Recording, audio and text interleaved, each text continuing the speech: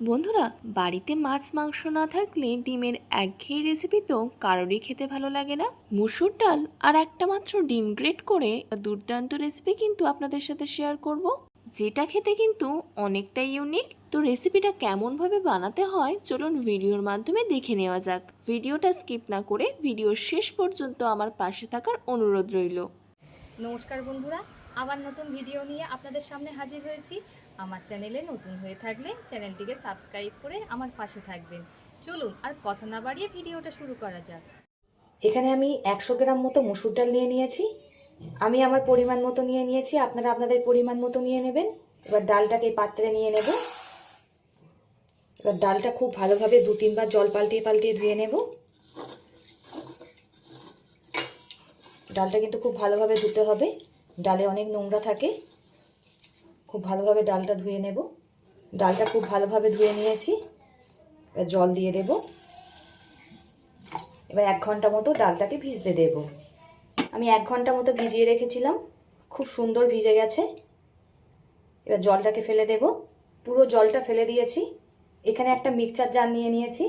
এবার ডালগুলো মিক্সচার জারের মধ্যে দিয়ে দেব। ডালগুলো সবাই মিক্সচার জারের মধ্যে নিয়ে নিয়েছি। এতে দিয়ে দেব অল্প করে আদা, একটা কাঁচা লঙ্কা, সামান্য একটু দিয়ে দেব জল। অল্প করেই দিলাম, খুব একটা বেশি জল দেওয়ার দরকার নেই।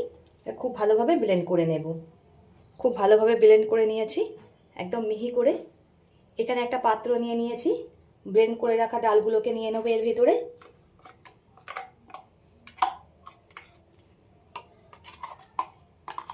খুব একটা বেশি জল দেওয়া কিন্তু যাবে না বন্ধুরা, তাহলে পাতলা হয়ে যাবে মিশ্রণটা। এটা কিন্তু ঠিক এমনই শুকনো রাখতে হবে। এমনভাবে বন্ধুরা জল দেবেন যাতে এমন শুকনো শুকনোই হয়। আবার আমি একটা ব্লেন্ডার নিয়ে নিলাম। এই ব্লেন্ডারে বাটনাটা করে নেব। দিয়ে দেবো বড় সাইজের 2টো পেঁয়াজ কুচি, একটু বড় বড় করেই কুচিয়ে নিয়েছি যেহেতু আমি ব্লেন্ডারে দেব। দিয়ে দেব আদা, 8-10 কোয়া রসুন দিয়ে দিলাম। এবার দিয়ে দেবো একটা মাঝারি সাইজের টমেটো, দিয়ে দেবো একটা কাঁচা লঙ্কা। ঝালটা আপনারা স্বাদ মতো দিয়ে দেবেন। এই লঙ্কাগুলোই খুব ঝাল, তাই আমি অল্প করেই দিলাম। সামান্য একটু দিয়ে দেবো জল। দিয়ে দেবো 2টো ছোটো এলাচ। আপনারা চাইলে ছোটো এলাচ স্কিপও করতে পারেন, কিন্তু দিলে একটা সুন্দর একটা গন্ধ হবে আর খেতেও বেশ ভালো লাগবে। এবার সব কিছুকে খুব ভালোভাবে ব্লেন্ড করে নেব। মশলাটা আমার খুব ভালোভাবে ব্লেন্ড করা হয়ে গেছে। এখানে একটা বাটি নিয়ে নিয়েছি, আবারও একটা মশলা তৈরি করে নেব। তার জন্য এই বাটিতে দিয়ে দেবো অল্প করে জল। দিয়ে দেবো এই ছোটো চামচের মাপ করে 1 চামচ ধনিয়া গুঁড়ো, সম পরিমাণ দিয়ে দেবো জিরে গুঁড়ো। এই চামচের মাপ করে 1 চামচ দিয়ে দেবো লবণ, পরিমাণ মতো দিয়ে দেবো হলুদ গুঁড়ো। এইভাবে সব কিছু মশলা যদি বন্ধুরা জলে গুলে ব্যবহার করেন তরকারিতে, তাহলে তরকারি একটা সুন্দর কালার আসে। আপনারা যে কোনো তরকারি যখন করবেন ঠিক এইভাবে জলে গুলে ব্যবহার করবেন, তাহলে সুন্দর একটা কালার আসবে। আর সব কিছু গোলা হয়ে গেছে। এদিকে আবারও ডালের পেস্টটা নিয়ে নিলাম।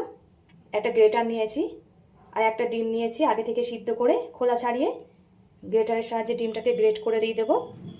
আমি এখানে একটা ডিম দিচ্ছি, আপনারা চাইলে ডিমের পরিমাণটা বাড়িয়ে নিতে পারেন। এইভাবে করে দেখবেন বন্ধুরা, সবাই আঙুল চেটে খাবে, এতটাই সুন্দর হয়। ডিমটা পুরোটা গ্রেট করে নিয়েছি। এতে এবার দিয়ে দেব লবণ, অল্প করে দিয়ে দেব কালো জিরে। সব কিছুকে হাত দিয়ে খুব ভালোভাবে মেখে নিতে হবে। বন্ধুরা, মসুর ডাল দিয়ে ডিমের রেসিপিটা যে এতটাই সুন্দর হয়, একবার না বানালে বিশ্বাসই করতে পারবেন না। আমার বন্ধুরা কে কোথা থেকে দেখছেন কমেন্ট করে জানাবেন, তাহলে আমি বুঝতে পারবো আমার বন্ধুরা কোথা থেকে দেখছে।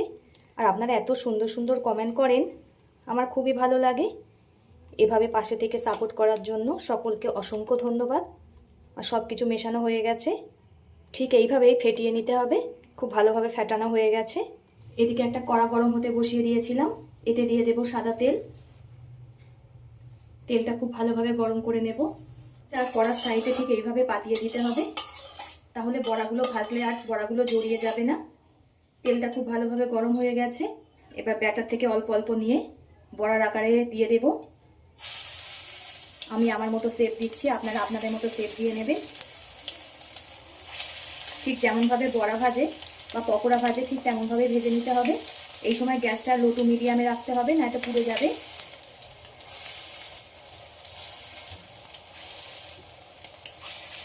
দেওয়ার সঙ্গে সঙ্গে কিন্তু বন্ধুরা উল্টানো যাবে না, তাহলে বড়াগুলো ভেঙে যাবে।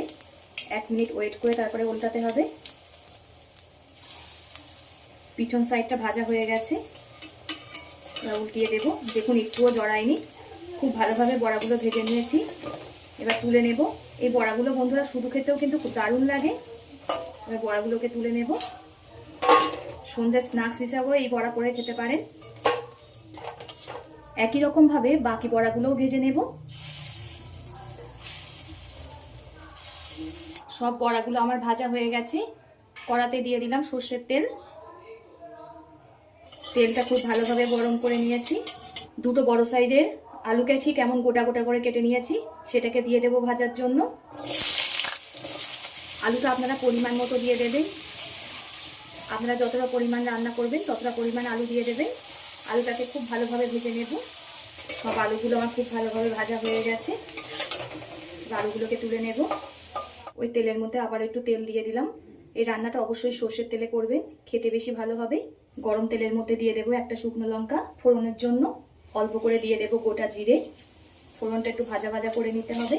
ফোড়নটা একটু ভাজা ভাজা করে নিয়েছি। মিক্সচারে যে মশলাটা ব্লেন্ড করে রেখেছিলাম সেটা দিয়ে দেব। যতক্ষণ না মশলা থেকে তেল ছাড়ে ততক্ষণ মশলাটা কষিয়ে নিতে হবে, যেহেতু সব কিছু কাঁচা রয়েছে। মশলাটা পুড়ে গেলে তরকারির টেস্টটা নষ্ট হয়ে যাবে, ওই জন্য গ্যাসটা লো টু মিডিয়ামে রেখে মশলাটাকে কষাতে হবে। এই সময় অল্প করে লবণ দিয়ে দেব। এই লবণটা দিলে মশলাগুলো খুব সুন্দরভাবে কষে আসবে। এই ছোট ছোট টিপসগুলো বন্ধুরা ফলো করবেন, তাহলে আপনাদের সাধারণ রান্নাও অসাধারণ হয়ে উঠবে। মশলা থেকে দেখুন কেমন তেল ছাড়ছে। মশলা থেকে দেখুন কেমন তেল ছাড়ছে। এই সময় বুঝতে হবে মশলাটা কষানো হয়ে গেছে।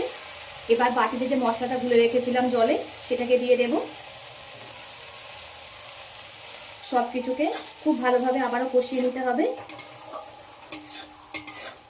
বন্ধুরা, আমাদের বাড়িতে তো সব সময় মাছ মাংস থাকে না, তাই আমরা কি রান্না করব বুঝতে পারি না। তাই এই পদ্ধতিতে মুসুর ডাল দিয়ে এই রেসিপিটা একবার করে দেখবেন, সবাই আপনার প্রশংসা করবে।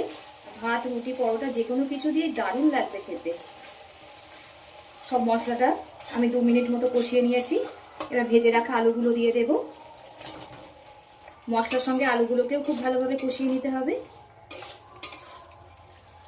কষাতে কষাতে বন্ধুরা দারুণ একটা গন্ধ বেরাচ্ছে। মাছ মাংসকে হার মানিয়ে দেবে, এটা এতটাই দারুণ হয় খেতে। বন্ধুরা, মশলা যত সুন্দর করে কষাবেন ধিমে আছে, তত তরকারির টেস্ট আসবে। সব কিছু আমার খুব ভালোভাবে কষানো হয়ে গেছে। এবার পরিমাণ মতো জল দিয়ে দেব।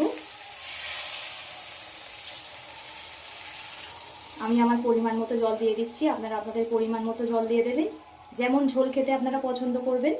এবার ঝোলটাকে ফুটতে দেব। ঝোলটা 10 মিনিট মতো খুব ভালোভাবে ফুটিয়ে নিয়েছি। এবার এতে ভেজে রাখা বড়াগুলো দিয়ে দেব। বড়াগুলো সব দিয়ে দিয়েছি। আবার খুব ভালোভাবে ফুটিয়ে নিতে হবে। অল্প করে দিয়ে দেব চিনি। মিষ্টিটা আপনারা স্বাদ মতো দিয়ে দেবেন। চিনিটা আমি অল্প করেই দিলাম, সব কিছু টেস্টকে ব্যালেন্স করবে। বেশ অনেকক্ষণ ফুটিয়ে নিয়েছি। একটু ঝোল ঝোল নামাবেন, নাহলে কিন্তু ঝোলটা বড়াই টেনে নেবে। সব কিছুই সুন্দর গলে গেছে। এতে দিয়ে দেব গরম মশলা সব শেষে। গরম মশলা দিয়ে গ্যাসটাকে অফ করে দেব। আশা করি এই মসুর ডালের ধোকার রেসিপিটা আপনাদের সকলেরই ভালো লেগেছে। কার কেমন লেগেছে অবশ্যই কমেন্ট করে জানাবেন। আপনাদের কমেন্টের আশায় থাকবো। এবার নামিয়ে নেব। এতক্ষণ ধৈর্য ধরে ভিডিওটা দেখার জন্য সকলকে অসংখ্য ধন্যবাদ। সবাই সুস্থ থাকবেন, ভালো থাকবেন। পরবর্তী একটা নতুন রেসিপি নিয়ে আপনাদের সামনে আবার হাজির হচ্ছি।